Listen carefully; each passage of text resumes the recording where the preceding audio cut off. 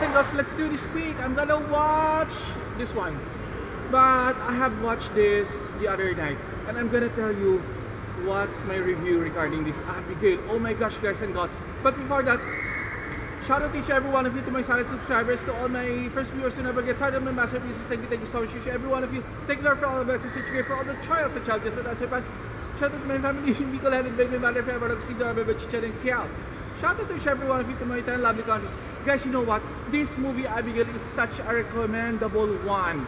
A must-see movie. You will jump to the edge of your seat. Unpredictable, lots of twists, lots of blastings, lots of splurging of bloods, bodies, testicles, intestines, and other, how do you call this thing?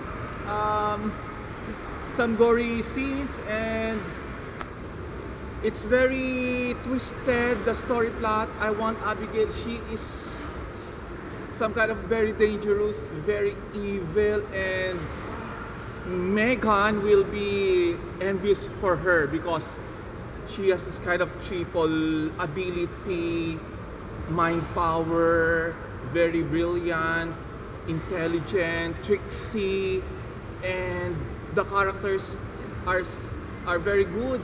And Melissa Barrera was here. Oh my gosh, she did a great attack.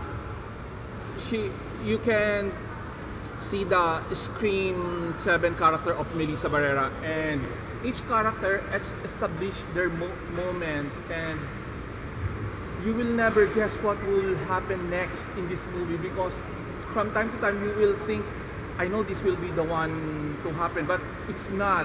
So twisted upon twisted story plot, and even the last few scenes, you will never guess what would happen. And this is very some kind of different movie because of the storyline, the story plot, and the twist, and there are some surprise element. Oh my gosh, guys and girls.